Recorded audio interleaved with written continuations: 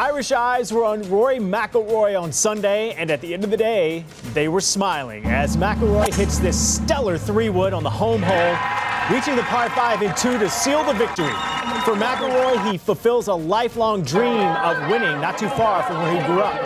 I don't really get emotional when I win or victories, but I was trying to hold back the tears there on the 18th green. To play like that and to finish like that today, I'll never forget it. Meanwhile, here in the States, world number 2 had the hometown crowd backing him at the AT&T Byron Nelson, but unlike McIlroy, Jordan Spieth unable to finish strong.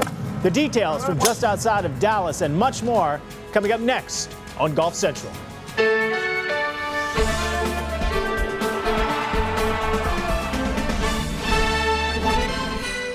Golf Central, brought to you by Titleist.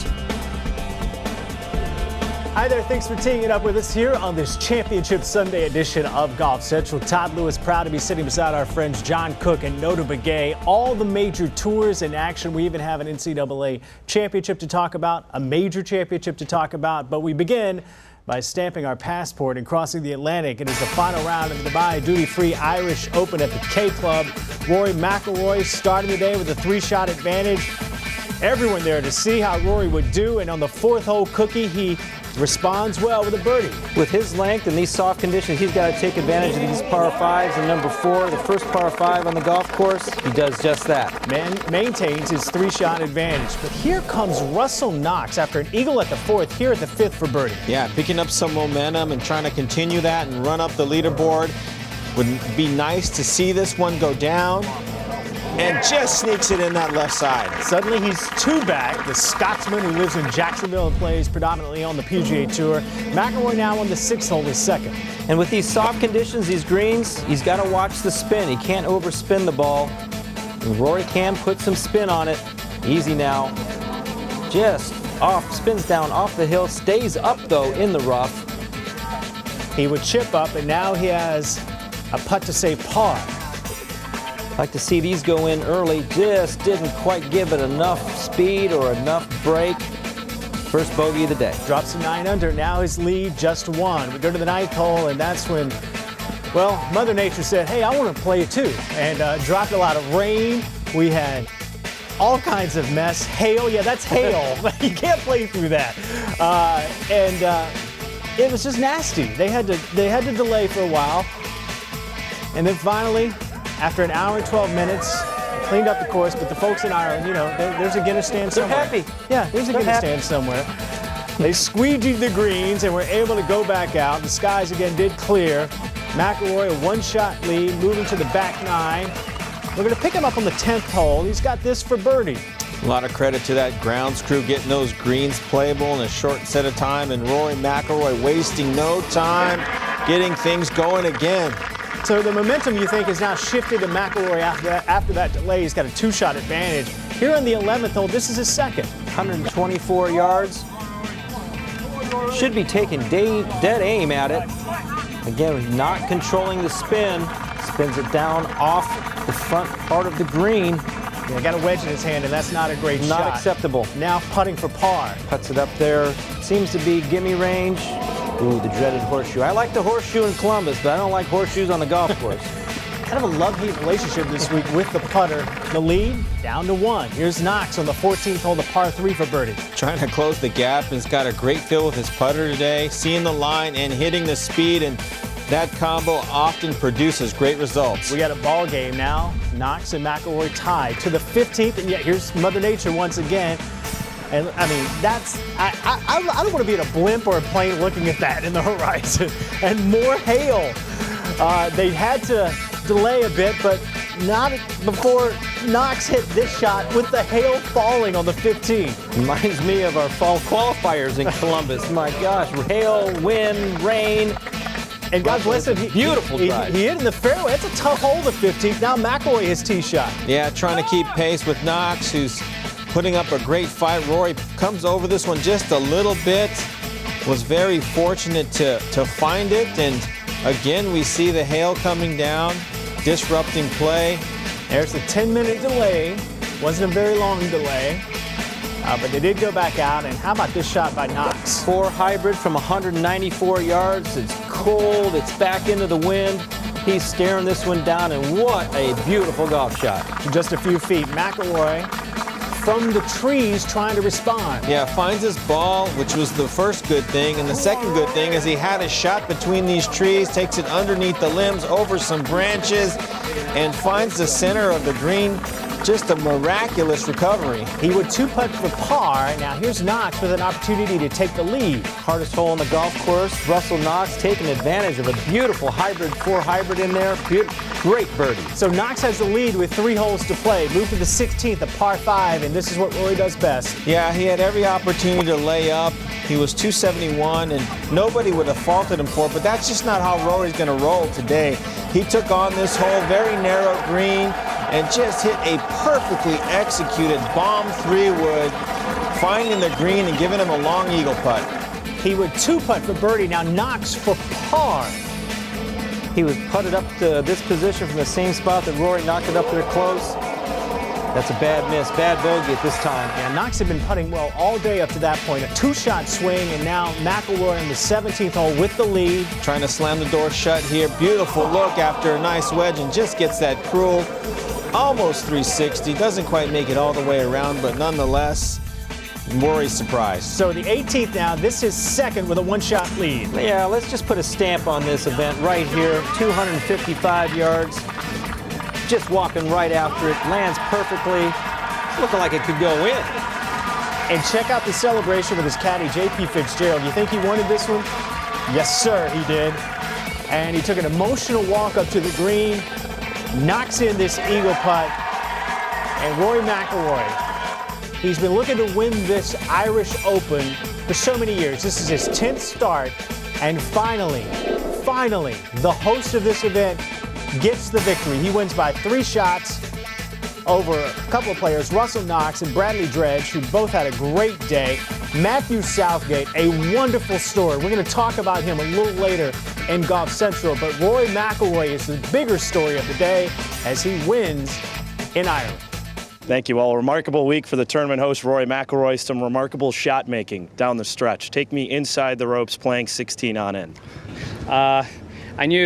Russell made a couple of really good birdies there on 14 and 15, and to go from 1 shot ahead to 1 shot behind, I stayed as patient and as relaxed as I could. I knew my length would be an advantage in the holes coming up with 16 and 18 being par 5s, but I really didn't expect to go for the green and 2 at 16. I don't know if many people have went for that green and 2 all week, but I hit a perfect drive right on the line that I wanted, maybe a little right of the line that I wanted, so that shortened the hole a bit.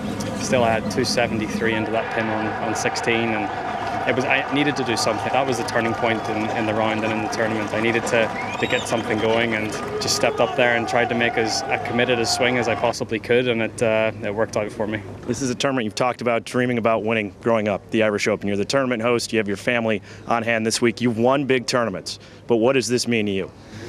It means an awful lot to walk down 18 and look up to the right and see all my friends and family and everyone else that's here supporting me this week. I don't usually get emotional winning tournaments. I'm obviously over the moon and I'm very happy, but I had to hold back the tears there on the 18th green, and even I started to choke up a little bit walking off the green. It means an awful lot. This tournament now to me is one of the most important of my year, not just because it is the Irish Open and it's home, but because of what we're doing charitable wise as well. The kids that we've helped out this week and the money that we've raised, will go a long way to making their lives a little bit better. So I'm thrilled the way the people have came out. The proceeds of the tickets have went to the foundation this week. All my prize money's going to the foundation this week. So we're probably raised over €1 million this week for the foundation, which is incredible. That's a great cause. Back in 2014, your first worldwide win came on the European Tour in May at the BMW PGA. We had talked about this earlier in the week. It led to a huge 2014. Your first win worldwide this year comes at the Irish Open. What did you prove to yourself this week? I kept telling everyone, including myself, that my game was close. It was there, but I just needed something to click. And the way I played the last 3 holes, that could be, it was the turning point in the tournament, but it could also be the turning point in my season. You just need something like that to click, and I feel like you're off and running. So hopefully that is the turning point in my season, and I've got my first win under my belt, which is great. And heading back to the States in a couple of weeks and try to pick up some wins over there as well. Well, definitely a Sunday you'll remember the rest of your career. Thanks for the time, Roy. Thank you. Let's send it back to the studio. Well, a victory to this Hall of Fame resume for Rory McIlroy, and with the win, he is now the 4th youngest to 13 career wins on the European Tour, just behind legendary name Seve Ballesteros, Tiger Woods. A lot of those victories, WGC events for Tiger Woods. He did play a lot in Europe too, but WGC events count as European Tour starts, and Jose Maria Olazabal. All right, Rory McIlroy hosting this event. He and his foundation working. I mean, that takes a lot of time and effort, a lot of distraction, not to mention the fact that he had the country of Ireland on his shoulders today. And he talked about the tremendous pressure that he felt today. What did Rory McIlroy show you guys? Well, he showed me precision, he showed me trust, and he showed me confidence. You step up on that 16th hole with 270, water to the right, skinny green right there, and you have that confidence to pull out a 3-wood, knock it right in the center of the green. That means he's trusting his golf swing. He's not even thinking about his golf swing right now. That's been trending the last couple of weeks. He's struck the ball very well, not thinking about it anymore. Bodes very, very well for this summer. Well, we saw some great signs in that second round 64 at the Players' Championship. That included a bogey on the last hole. So I know that he walked off of that green disappointed that he didn't finish off that round. And that is unlike Rory. The Rory that we know from 2012, from 2014, finishes golf tournaments like he finished them today. He took on the big shot in the big moment in his home country as the host organization, and he pulled them off. And not only did he pull them off, he slammed that door shut, and it was beautiful to watch. And I know that it's going to give him some confidence headed into his summer schedule. He uses the world rankings as motivation. He's fallen down to 3. I don't know what it's going to mix out after today, but I know that he wants to get back into that #1 position. You mentioned moving forward. I'm actually going to go backwards to just a few weeks ago when I asked Rory McIlroy at the Wells Fargo Championship about not winning so far in 2016 and how frustrated he was. Here's what he had to say. But this season feels very similar to how 2014 felt for me. Playing well, in contention, not getting wins. And then once I won the first one, it felt like that's when everything started to click for me. So hopefully that can happen again. All right, let me take you back to 2014. He won the BMW PGA Championship on the European Tour, then won the Open Championship, the Bridgestone Invitational, and also the PGA Championship. He was named PGA Tour Player of the Year. So my question now is, as we head into the meat of the major championship season, do you think this will be an igniter for Rory McIlroy to a magical run? Certainly sounds very similar to what you and he talked about a couple of weeks ago. So yeah, he's not thinking about his golf swing. He's thinking about winning golf tournaments. And like he said, that was kind of the springboard to starting to win and win on a regular basis. So yeah, I think that this is a great prelude to what's going to happen this summer. Well, I think the only thing that's prevented Rory from getting back to this point again was the injury. The injury brought in a lot of variables that nobody really wants to consider. You're in the prime of your career, you're playing some of the best golf. He got injured, was out of the equation, allowed Jason Day, allowed Jordan Spieth to have stellar summers last year, pass him in the world rankings, but now he's going to begin to reestablish himself as one of the, I mean, he already is at #3. I'm just saying there's a couple spots and he wants to move in them. And you know Jason Day was watching everything that happened today with Rory McIlroy. Stay with us. Coming up, Jordan Spieth said after his round on Saturday that he felt uncomfortable with his golf swing, and he also felt stressed out. How did he feel after his round on Sunday, playing in the final group at the AT&T Byron Nelson?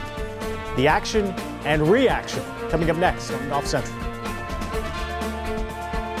Golf Central is brought to you by Titleist, the #1 ball at the AT&T Byron Nelson. Titleist, the #1 ball in golf. Bushnell Golf and the Tour X. Slope technology when you want it. Tournament legal when you need it.